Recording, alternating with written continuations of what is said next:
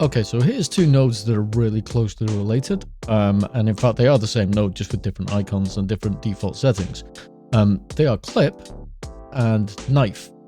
So we've just got a box here. So we're in our regular, geometry node. Here you go. Oh, we just got a box here, which is fine, which is all good. That's great. So we're just going to hook up the box to these two different nodes, and we can see how they operate by default. Okay, so first of all with the clip. So if we select that, and then we can see how the clip works. So what the clip does, very simply, it just divides the geometry. It just splits the geometry and deletes the bottom half. So the clip can take in a group if you need it to. It can also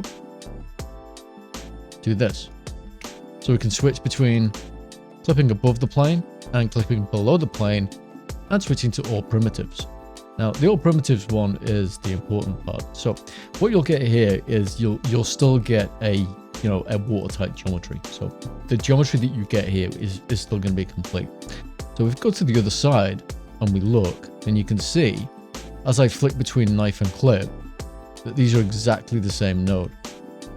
So all that's happened is when I've switched to all primitives, all we've done is turn it into a knife node.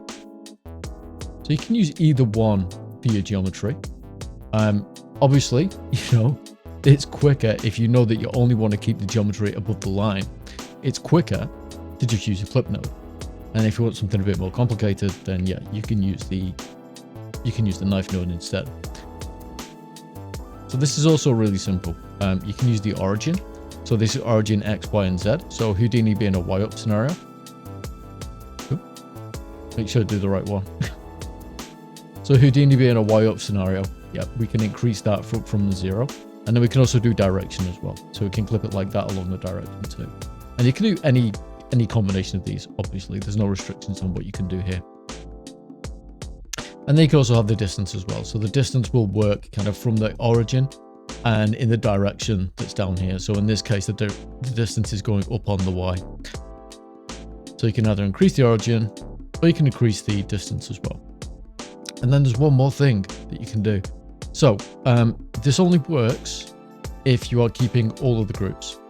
So you want to leave clip unconnected points, generally speaking, you want to leave that ticked. Because otherwise you'll just have these random points that are floating around in the air. So unless you've got something to do with those points later on, you probably don't need that. You probably don't need them. You can get rid of those. So the one more thing, we'll just work on the clip now because we've established that they're all the same thing. If we just reset all of those to default, and we're going to select all primitives. And as you can see, when we've selected all primitives, this button here has become unticked. So this toggle here has become valid. And what it does is it enables you to create groups. And there you go. So we've got above plane and below plane. If we turn on our group visualizer, then you can see that above the plane and below the plane has two different groups. And if we click on that, there you go. You can see we can select all the ones below the plane or all the ones above the plane. So that's a really quick one.